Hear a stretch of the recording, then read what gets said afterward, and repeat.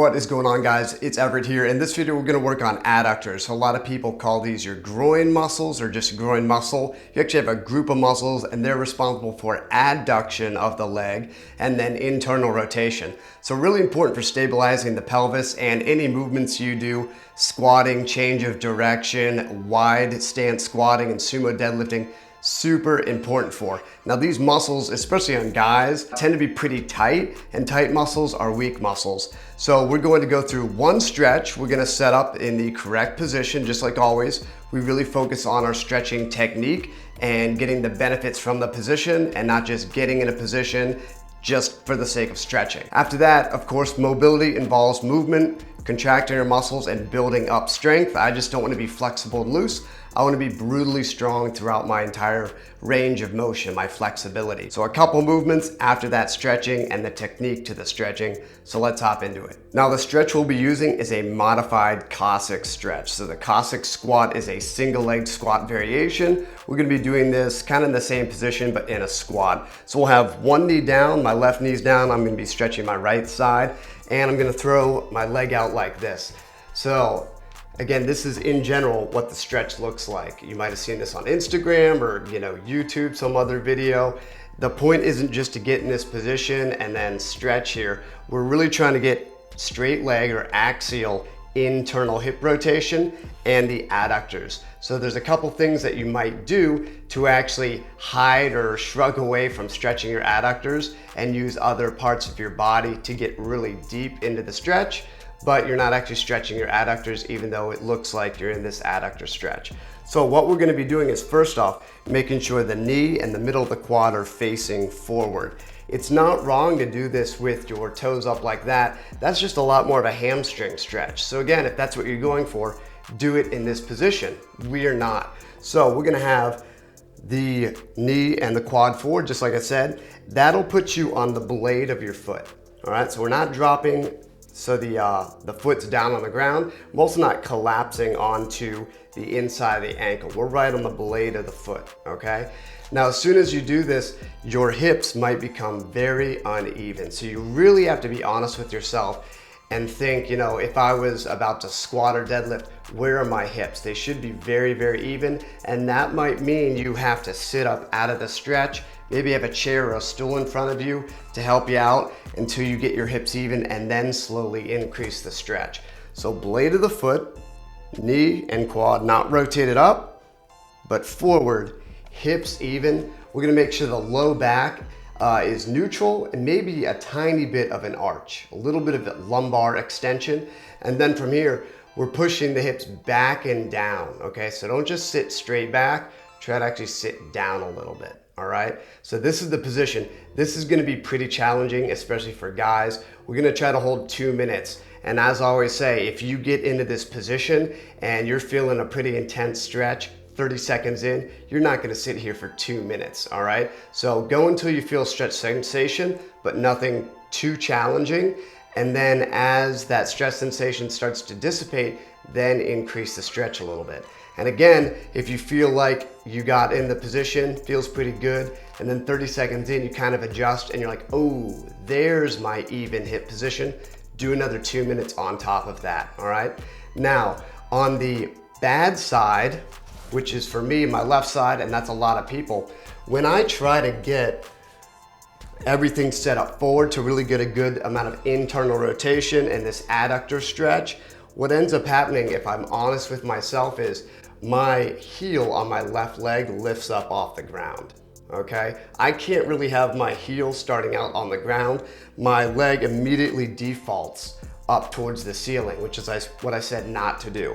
So what I have to do is get everything set up and even. I'm kind of on my big toe and the ball of my foot, and then I sit my hips back and down until my heel touches. All right, so you might have to do the same thing on one leg or on both legs. All right, so same thing, 2 minute stretch here. On my left leg, again, because this hip's tighter, I've noticed I almost kind of rotate away from this hip, so I have to push this left hip back like so. And it feels like to me inside my head, like I'm rotating and leaning more towards the side, but I'm actually not. It's just a lot more of a stretch sensation compared to my right side. So subtle things like that you need to watch out for. Same thing, good back position, blade of the foot, knee and quads facing forward, even hips, hips go back and down, nice diaphragmatic belly breathing, 2-ish minutes, all right? So that is our modified cossack squat. We're gonna be doing adductors, like I said, especially the adductor magnus, which goes all the way, you might feel it's kind of like inside of the knee, right above the knee, right here, adductor magnus. So that actually acts a little bit of a hamstring muscle down right by that knee.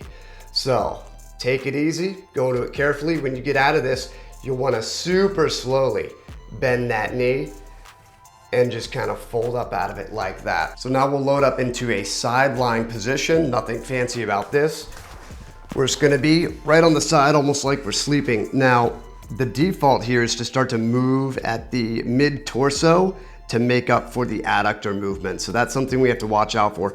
So you don't want to be hiked up like this because immediately you're rounding a little bit of lateral flexion at the spine here. So if you need to do a pillow or a yoga block or something, just like this. And what we're gonna do is with this top leg, we're gonna send it over the body. Now, ideally, we actually want this resting on something. So again, if you've got a couple of yoga blocks or maybe like a foam roller, something like that, you can, if you have adequate range of motion, you can load up and do a pretty good amount of external rotation like so, like I am. Now, you don't want to do this just because I'm doing this. Again, if you can only get here, you're going to do some weird stuff with your body to get over like this, all right? And that's going to affect what we're about to do with this bottom leg and the adductors. So do what's right for you, not what I'm doing, all right? We're gonna have everything straight. So I'm gonna contract my hamstring, my glute on my bottom leg, and I'm gonna try to get some air in my stomach and tighten this up. So from my ribs to my hips to my knee, my ankle on that bottom side, everything is in line, just like I'm standing and I've got, 100 pounds on my back. I have to be joint on joint on joint in a good structured position. So from here, once again, air in the stomach, tighten up the abs like we're about to take a punch or a kick on the ground. And what I'm going to do is with a straight leg, contract and lift this leg up off the ground. All right. So this is why we didn't want to be up on the elbow, and we got to watch that lower mid torso, is because it's pretty easy to just lean my torso into the ground. I'm literally shortening these leg muscles, these adductors, to lift up off the ground. All right, so the strategy here is very similar to what you might see at like Gold's Gym. You're in that awkward chair where you sit in it, and you've seen people, they have the pads on the inside of the legs and they close their legs, and then they can flip those pads and open their legs for their glutes. That's the adductors. We're just doing it with a straight leg, and we're really practicing just the very end of our range of motion that we can use, all right? Our active mobility. So position, everything set up, and we're gonna lift off the ground and hold for 5 seconds.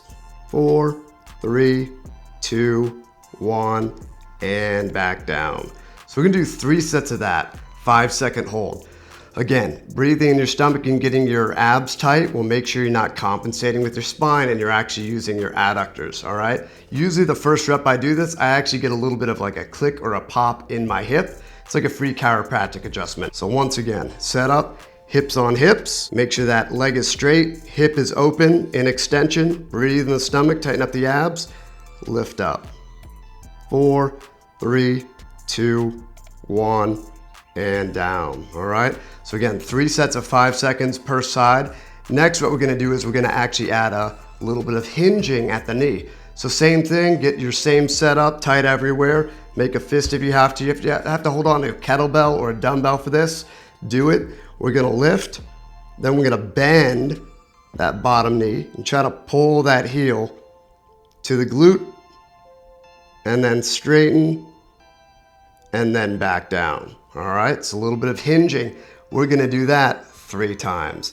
And then finally, we're gonna do that same lift, but we're gonna point the toes and do some circles, all right? 2 circles in each direction, clockwise and counterclockwise, and then down, 3 reps of that. So once again, check your position, get set up, Good hip open. Use the hamstring, the glute to get the hip open. Air in the stomach, tight abs.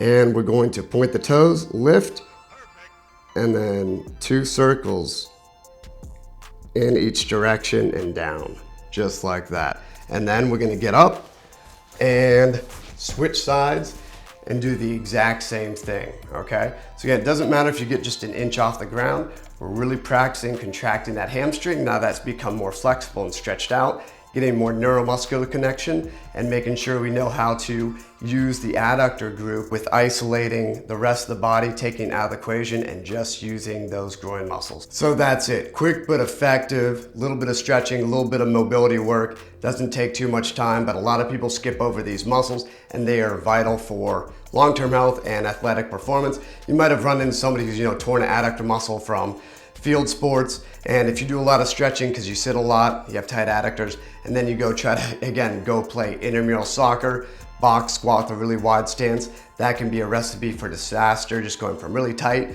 to really loose and flexible, all right? So you gotta do the mobility training. As always, it really does help the channel out if you hit the like button and subscribe, hit the notification bell. And if you like this style of training, the stretches, the very intentful cues, and then the mobility training, check out the link in the description. It's my website. I've got a 16-part, 2.5-hour video e-course laid out like an education course on just hip mobility. Only 29 bucks and your hips are definitely worth it. So check it out. As always, thank you for watching the video and see you in the next one.